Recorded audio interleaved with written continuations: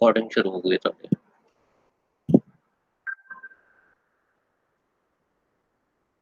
नमस्कार।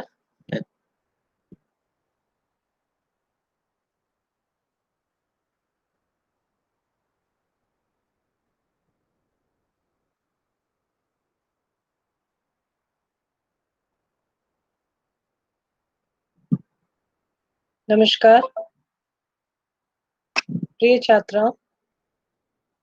अब मैं आपको आज आपका जो सेकंड ईयर का जो होम साइंस विषय है, गृह विज्ञान विषय, उस विषय के आपके 2 प्रश्न पत्र हैं। पहला प्रश्न पत्र वस्त्र विज्ञान, दूसरा प्रश्न पत्र आपका भोजन एवं पोषाहार है। आज मैं प्रथम प्रश्न पत्र में जो आपके जो 5 उसका जो सिलेबस जो कि 5 इकाइयों में विभाजित है, उसकी प्रथम इकाई का प्रथम टॉपिक रेशों का वर्गीकरण, वस्त्र उपयोगी रेशों का वर्गीकरण, इसके बारे में आज आपसे बात करना चाहूँगी। सबसे पहले मैं आपको ये बताना चाहती हूँ कि बहुत आदिकाल से मानव जो है, वो अपने वस्त्रों अपने शरीर को ढकने के लिए, अपने शरीर को धूप, सर्दी, बारिश इत्यादि से बचाने के लिए आदिकाल से जो है जानवरों के बाल, जानवरों की खाल और पत्ते और इस तरह की चीज़ों का प्रयोग करता रहा। लेकिन धीरे-धीरे जैसे-जैसे सभ्यता का विकास होता गया, तो जो रेशे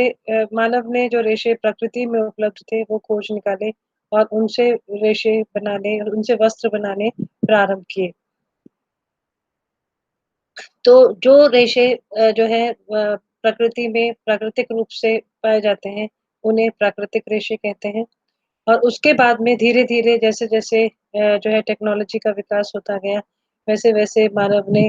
कई रेशे खुद बनाए जो कि प्रकृति में एज़ सच उपलब्ध नहीं थे और उनको भी जो है उनके भी 2 वर्ग हैं, जिसके बारे में मैं अभी आपको डिटेल में बताऊँगी। सबसे पहले इसको जो है ये आपको इसके बारे में बताना चाहती हूँ कि जो आपके ये रेशे के प्रकार हैं, इसमें जो है रेशों को प्राकृतिक एवं कृत्रिम 2 प्रकार के रेशों में ये विभाजित हैं। प्राकृतिक रेशे जो हैं वो वानस्पतिक, जातव और खनिज 3 वर्गों में विभाजित हैं। जैसे कि नाम से विदित होता है, जो रेशे वनस्पति से प्राप्त होते हैं, वो वानस्पतिक रेशे होते हैं। जो रेशे हमें प्राणिज वर्ग से प्राप्त होते हैं, जैसे कुछ जानवरों के खाल से या सिल्क जैसा है या रेशम जो है वो रेशम के कीड़ों से प्राप्त होता है, उसे हम जांतव वर्ग में सम्मिलित करते हैं और कुछ रेशे जो हैं वो खनिज रेशे होते हैं, जिन्हें कि जैसे कि सोना, चांदी, एस्बेस्टॉस इत्यादि। अब हम बात करते हैं आपसे सबसे पहले जैसे मैंने अभी आपको बताया कि ये जो प्राकृतिक रेशे जो हैं, इनको हम वानस्पतिक रेशे जो हैं, इनको अब हम बताएँगे कि किस तरह से विभाजित करते हैं। सेकंड वाले कितनी है ही नहीं वो लोग तो।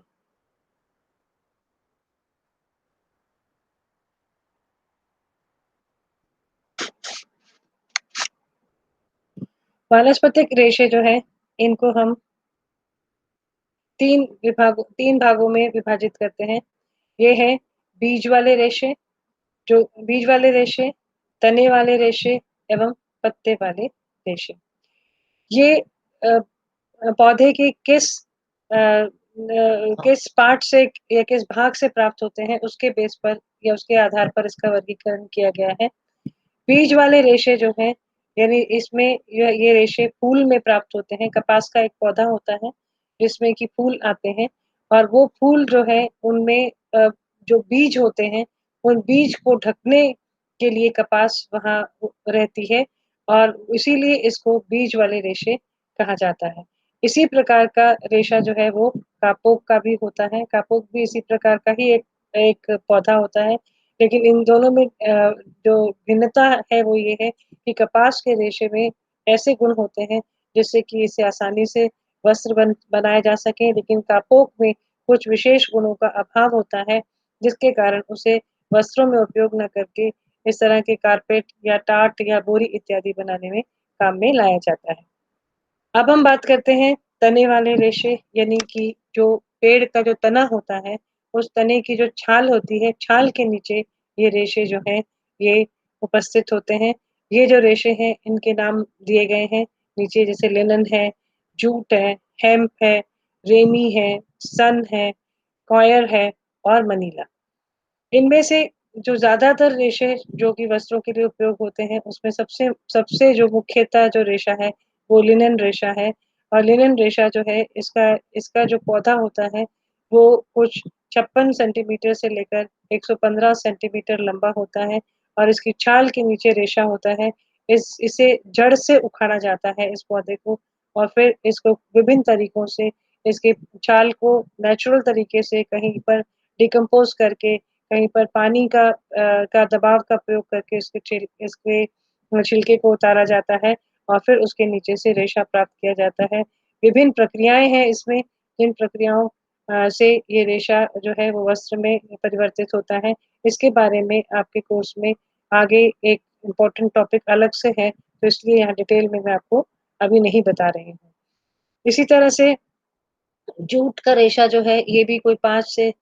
12 फुट लंबा इसका पौधा होता है और इस पौधे में भी जो है इससे ये जूट प्राप्त होती है। लेकिन जूट जैसा कि आप जानते हैं उसमें थोड़ा-सा कड़क रेशा होता है, रूक्ष रेशा होता है, इसलिए उसको वस्त्र में बनाने के लिए या वस्त्र के लिए अधिक उपयोग ना करके उसको रस्सी और जो है फुट मैट और इस तरह की चीज़ें जो हैं जैसे कारपेट, रग्स, बोरी इस तरह में काम आता है। इसी तरह के ये रेशे हैं हेम्प, रेमी, सन, कॉयर ये सब इनके सब के पौधे होते हैं, पेड़ होते हैं और इन्हें भी तनों से प्राप्त किया जाता है। लेकिन इनमें से कोई भी ऐसा रेशा नहीं है जिसको कि हम वस्त्रों के लिए आसानी से जो है यूज़ कर सकें। उसके बाद में ये आते हैं पत्ते वाले रेशे। पत्ते वाले रेशे जो हैं इसमें इनको लीफ फाइबर्स कहते हैं। ये 2 तरह के रेशे हैं, एक है पिना और एक है सीसल। पिना जो है ये हमें पाइनएप्पल के की जो पत्तियाँ होती हैं, उससे ये रेशा प्राप्त होता है, जिसको हम अनानास भी कहते हैं हिंदी में। उस अनानास की जो पत्तियाँ होती हैं, उन पत्तियों को ये पत्तियाँ जो हैं, ये सीधा आपको जो है इनको उसमें से निकाला जाता है और फिर इसमें से रेशा जो है, वो विभिन्न प्रक्रियाओं के द्वारा प्राप्त किया जाता है। इसी तरह से सीसल की जो पत्तियाँ होती हैं, उससे भी रेशा प्राप्त किया जाता है। अब हम बात करते हैं इसके बाद में फिर से हम अपने उस पे आते हैं कि ये तो हुई बात वनस्पतिक रेशों की। अब हम आते हैं जांतव रेशों पे। जांतव रेशे जो हैं उसमें रेशम और ऊन मुख्यतः 2 रेशे हैं। ऊन जो है ये कई जानवरों के शरीर से जैसे मुख्यतः भेड़, बकरी, खरगोश और कुछ इस तरह के जानवर जो है हमारे यहाँ बर्फीली पहाड़ियों, बर्फीले क्षेत्रों में पाए जाते हैं जिनके बालों से ऊन तैयार होती है और ये ऊन जो है ये ये एक प्रोटीन फाइबर इसको माना जाता है क्योंकि इसमें प्रोटीन की मात्रा अधिक होती है। उसके बाद में हम आते हैं ये जो आपका रेशा है जिसको कि हम रेशम कहते हैं, इसके लिए एक रेशम का कीड़ा होता है, ये भी इसकी इसे भी हमें डिटेल में बाद में पढ़ना है, तो इसकी जो एक पूरी एक ऐतिहासिक एक कथा है, जिसमें कि बताया गया है कि किस तरह से जापान में जो है इस रेशम का उद्गम हुआ था, उसके बारे में हम डिटेल में बाद में पढ़ेंगे, लेकिन इतना यहाँ पर जानना आपके लिए काफ़ी है कि रेशम जो है वो रेशम के कीड़े से प्राप्त होता है। ये कीड़ा जो है ये उत्पादित जो सिल्क होती है, इसको रेशम के कीड़ों को मलबरी लीव्स पर, शहतूत की पत्तियों पर फीड कराया जाता है और उन पत्तियों से जो है वो पत्तियों को खाकर वो अपने मुँह से कीड़ा जो है वो लार निकालता है और उसी लार को वो अपने चारों तरफ लपेटता जाता है और उसके बाद में वो जब ये तृप्त हो जाता है तो उसके बाद में वो पत्तियाँ खाना बंद कर देता है और फिर इसमें से जो है इसे मानव द्वारा एक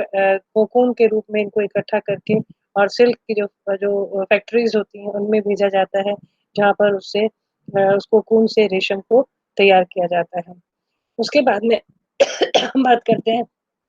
खनिज रेशों की। खनिज रेशे जो हैं इसमें सोना, चाँदी और एस्बेस्टॉस ये जो है ये इस तरह के ये जो खनिज पदार्थ हैं, सोना और चाँदी के जो रेशे हैं, इनके रेशे जो हैं इनसे ये आजकल तो इनका इतना प्रचलन हो नहीं सकता है क्योंकि अभी बहुत ही ज़्यादा एक्सपेंसिव है, बहुत ज़्यादा महँगे हो गए हैं। लेकिन पुराने ज़माने में जब हम बात करते थे राजा-महाराजाओं के कपड़ों की, वस्त्रों की, तो उनके वस्त्रों पर सोने-चांदी की किनारियाँ, सोने-चांदी के गोटे इत्यादि का काम किया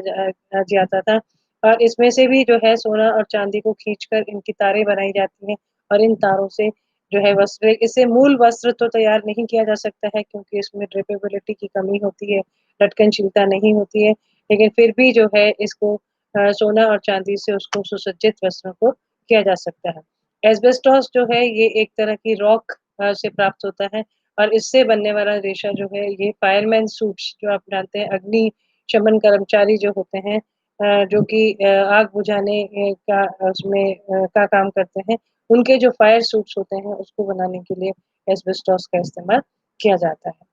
अब हम ये तो एक वर्ग पूरा हुआ, अब हम बात करते हैं आर्टिफ़िशियल रेशे की यानी कृत्रिम रेशे की। ये कृत्रिम रेशे जो हैं इनको मुख्यतः हम 2 भागों में विभाजित करते हैं। एक है मानवकृत रेशा और दूसरा रासायनिक रेशा। मानवकृत और रासायनिक रेशा रेशा नाम से ऐसा लगता है कि मानवकृत ही मानव से बनाया गया है, मानव ने बनाया है लेकिन ऐसा नहीं है। दोनों ही रेशे जो हैं वो मानव के बनाए हुए हैं और ये रेशे जो है जैसे-जैसे धीरे-धीरे साइंस ने डेवलपमेंट हुआ तो ये रेशे जो हैं ये आर्टिफ़िशियल रेशे बनाए गए।